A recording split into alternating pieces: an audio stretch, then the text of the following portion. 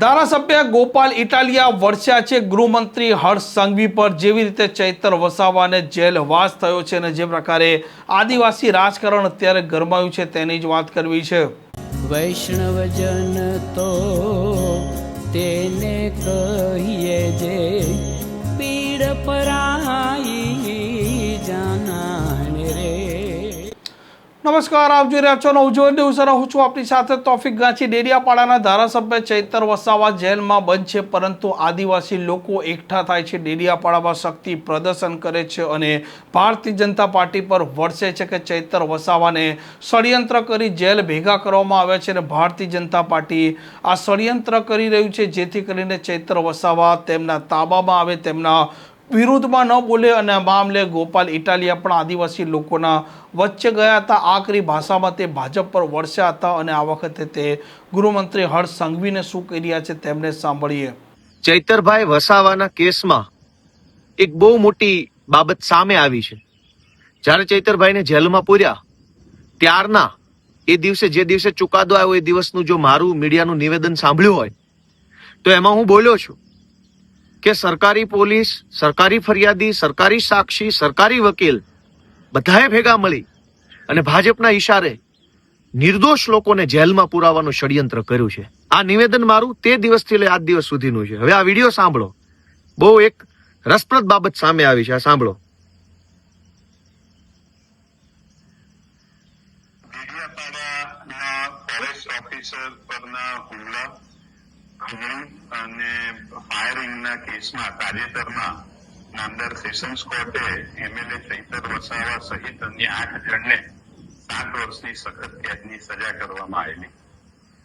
એ કિસ્સામાં કાયદાનું કામ કર્યું છે, પણ એ કેસમાં જે સંવેદનશીલ બાબત એવી હતી, એક મહિલા કન્વિક્ટને 18 દિવસનું નવજાત બાળક હતું।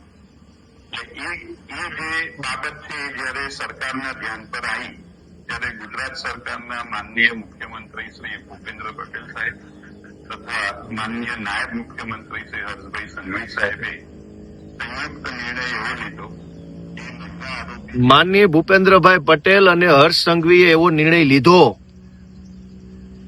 કે આ જે બેન છે એને જામીન અપાવી દેવા, છોડી મૂકવા।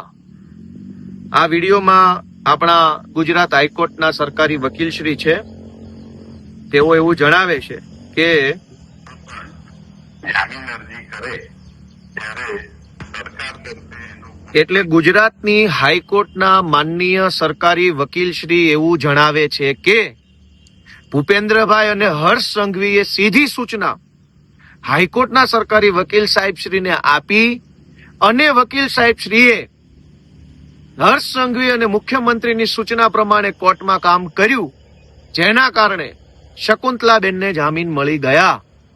હું આ જ વાત પહેલા દિવસથી કહું છું કે મુખ્યમંત્રી અને હર્ષ સંઘવી સરકારી વકીલોને પહેલા દિવસથી સૂચના જ ખાનગીમાં અને જાહેરમાં આપતા હશે, એટલે જ ડેડિયાપાડાની કોર્ટમાં નિર્દોષ માણસોને 7 વર્ષની સજા થઈ। આ સ્પષ્ટ રીતે સાંભળો, ફરીથી હું તમને સંભળાવું।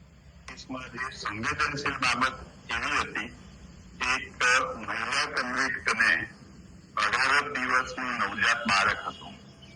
એટલે એ જે બાબત છે જયારે સરકારના ધ્યાન પર આવી, ગુજરાત સરકારના માનનીય મુખ્યમંત્રી શ્રી ભૂપેન્દ્ર પટેલ સાહેબ તથા માનનીય નાયબ મુખ્યમંત્રી શ્રી હર્ષભાઈ સંઘવી સાહેબે સંયુક્ત નિર્ણય લીધો।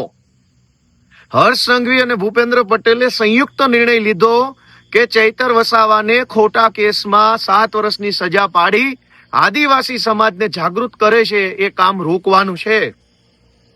આ ખેલ આજે ખુલ્લો પડી ગયો। હાઈકોર્ટના માનનીય સરકારી વકીલ શ્રી પોતે બોલે છે કે એને સરકારમાંથી સીધી સૂચના મળી અને કોની અધિકારીની નહીં, કાયદા વિભાગના આઈએએસ ની નહીં, કાયદા વિભાગના સચિવ, ઉપસચિવ, નાયબ સચિવ, મદદનીશ સચિવ વગેરેની નહીં, સીધી ગૃહમંત્રી હર્ષ સંઘવી અને ભૂપેન્દ્ર પટેલની સીધી સૂચના મળી। તો એનો અર્થ એમ થયો કે આ આખા કેસની અંદર સીધી સૂચના ત્યાં બેઠેલા 2 માણસોએ આપી છે, ચૈતર વસાવાને જેલમાં પૂરવાની। અને હવે એવું કહેવામાં આવે છે કે માનવતાનો સંવેદનશીલ અભિગમ રાખ્યો. ભાઈ ડેડિયાપાડાના કેસમાં રાજપીપળાની સેશન્સ કોર્ટમાં પણ સરકારી વકીલ હતા જ. તો રાજપીપળાની સરકારી વકીલ જે કોર્ટમાં સરકારી વકીલ છે એને મુખ્યમંત્રી અને ગૃહમંત્રીએ કેમ માનવતાનો સંદેશ ન આપ્યો?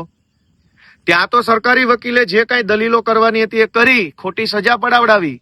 અને હવે મુખ્યમંત્રી સંવેદનશીલ થઈ ગયા, ગૃહમંત્રી માનવતાનો અભિગમ દાખવતા થઈ ગયા. શું કામ? કેમ કે આજે ડેડિયાપાડાના પીઠા ગ્રાઉન્ડમાં 1 લાખ આદિવાસીઓ એકઠા થયા ને એટલે માનવતા યાદ આવી. પહેલા તો તમે અમાનવીય કૃત્ય કર્યું. 18 દિવસનો એક દીકરો હોય એવી માને જેલમાં મોકલી. અને હવે આદિવાસી સમાજ આક્રોશમાં આવ્યો, જાગૃત થયો, બોલતા થયા કે કેમ અમારા નેતાને જેલમાં પૂર્યા છે. તો માનવતા યાદ આવી ગઈ હર્ષ સંઘવીને. અને માનવતા યાદ આવી જ છે તો માત્ર એક બેન પૂરતી કેમ? એ બધાય નિર્દોષ જ છે. તમારી રાજકીય લડાઈ ચૈતર વસાવા સાથે છે, પણ આ કેસમાં 9 આરોપી પૈકી ચૈતર વસાવાને બાદ કરતા બાકીના બધા જ માણસો બિન રાજકીય છે, ખેડૂતો છે, એમની પત્ની છે, એમની દીકરીઓ છે. તમને માનવતા જ યાદ આવી તો બાકીના બધા લોકોને કેમ જેલમાં પૂરી રાખ્યા છે? હર્ષ સંઘવી અને ભૂપેન્દ્રભાઈ પટેલને એટલી જ વિનંતી, અને ગુજરાતભરના આદિવાસી સમાજને મારી તો એટલી વિનંતી છે કે આખો રાજકીય કેસ છે, આખો રાજકીય સ્ટન્ટ ઉભો કરવામાં આવ્યો છે. આજે હાઈકોર્ટના સરકારી વકીલ શ્રી જે બોલ્યા છે એનાથી સાબિત થઈ ગયું કે આખા કેસની અંદર મુખ્યમંત્રી અને ગૃહમંત્રીને શરૂઆતથી લઈ અંત સુધી બધી માહિતી છે. છેલ્લી વાર આ વિડીયો સાંભળી લો શું બોલે છે. મહિલા આરોપી જ્યારે પણ સાંભળો. એ કિસ્સામાં કાયદાનું કામ કર્યું છે, પણ એ કેસમાં જે સંવેદનશીલ બાબત એવી હતી, એક મહિલા કન્વિક્ટને 18 દિવસનું નવજાત બાળક હતું. એટલે એ જે બાબત છે એ જ્યારે સરકારના ધ્યાન પર આવી ત્યારે ગુજરાત સરકારના માનનીય મુખ્યમંત્રી શ્રી ભૂપેન્દ્ર પટેલ સાહેબ તથા માનનીય નાયબ મુખ્યમંત્રી શ્રી હર્ષભાઈ સંઘવી સાહેબે સંયુક્ત નિર્ણય એવો લીધો કે મહિલા આરોપી જ્યારે પણ જામીન અરજી કરે ત્યારે સરકાર તરફે એનો કોઈ પણ જાતનો વિરોધ કરવાનો નથી.